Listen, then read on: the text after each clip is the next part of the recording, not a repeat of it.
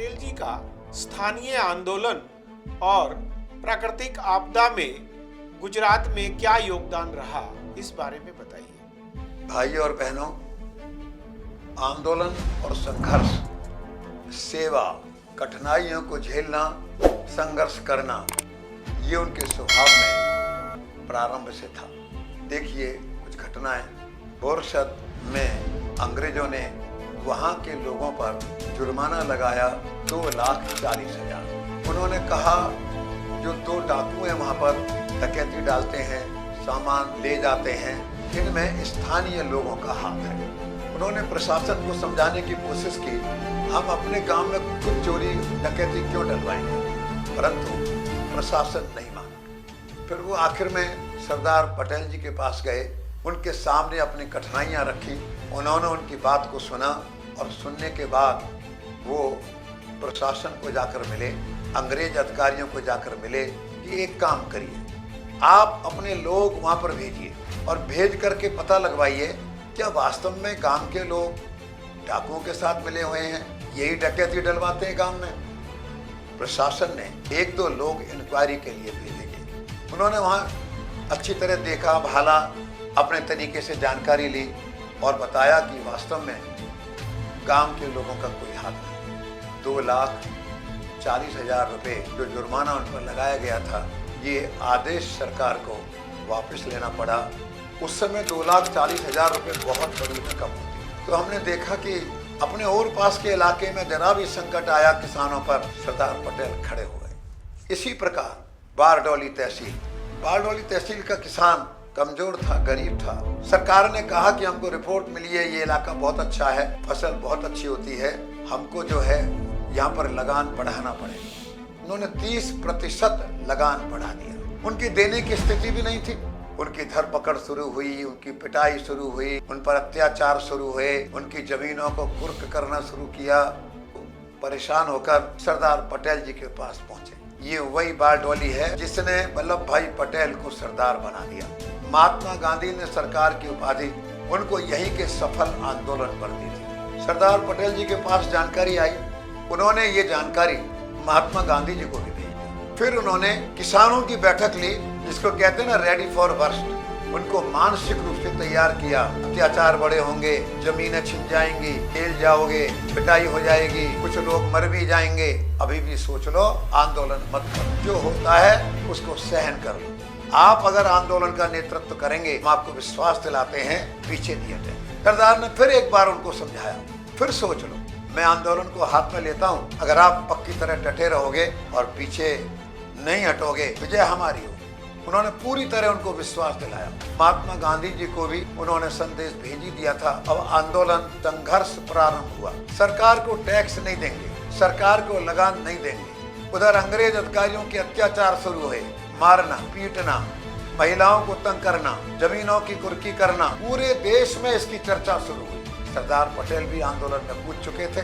उन्होंने भी इसको बहुत बढ़िया तरीके से, व्यवस्थित ढंग से इस पूरे आंदोलन को संगठित किया और धीरे धीरे ऐसी परिस्थिति बनती चली गई, आंदोलन तेज होता चला गया। समाचार बाहर भी जा रहे थे, राष्ट्रीय स्तर के समाचार पत्रों में भी अंग्रेजों के नजदीक माना जाता था टाइम्स ऑफ इंडिया, उसने भी समाचार छापा कि वास्तव में वहाँ की स्थिति क्या है, किस प्रकार सरदार पटेल ने सबको संगठित किया है। ये समाचार आने लगे। के.एम. मुंशी मुंबई की विधानसभा के सदस्य थे, उनको जानकारी मिली, उन्होंने भी गवर्नर को पत्र लिखा, असर नहीं हुआ। दूसरा पत्र लिखा, वो दूसरे पत्र में उन्होंने कहा आप किसी को भेजिए, खुद जाइए, पता करिए क्या हाल है। अगर आपका कलेक्टर स्टेशन पर जाए तो उसको कोई भी गाड़ी नहीं मिलेगी लाने ले जाने के लिए, तक सरदार पटेल फोन नहीं करेंगे। अगर आपके किसी अधिकारी की गाड़ी फंस जाएगी, उसको कोई धक्का नहीं लगाएगा जब तक सरदार पटेल नहीं कहेंगे। उन्होंने कहा अगर आपके किसी अधिकारी को कटिंग और शेव करानी होगी, तब तक नहीं होगा जब तक सरदार पटेल नहीं कहेंगे। वहाँ की जनता एकदम संगठित है, ऑर्गेनाइज्ड है। तुमने इतने अत्याचार किए,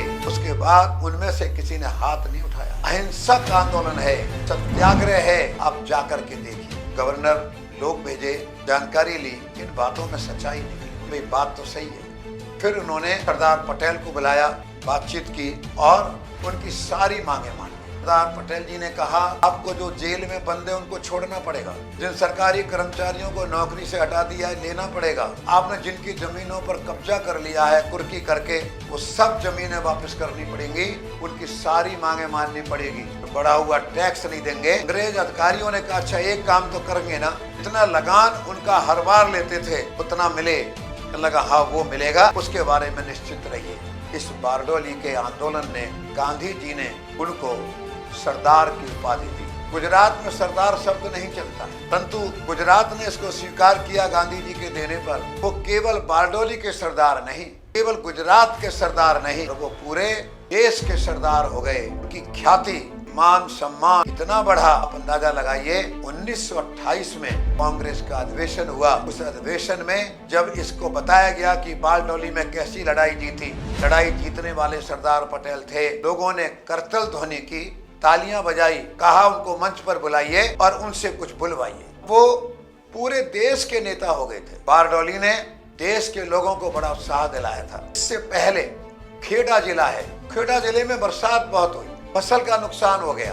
इन्होंने कहा सरकार से हमसे लगान मत लीजिए, 20% फसल मुश्किल से हुई है। सरकार नहीं मानी, लगान लेने के लिए अधिकारी जबरदस्ती करने लगे, पिटाई होने लगी, अत्याचार होने लगा, जेलों में ठूसने लगे। सरदार पटेल जी को पता लगा, उन्होंने इस आंदोलन का नेतृत्व अपने हाथ में लिया और सरकार को कहा जब है ही नहीं देने के लिए देंगे कहां से। सरकार के अधिकारियों को समझाया और उनको रोका।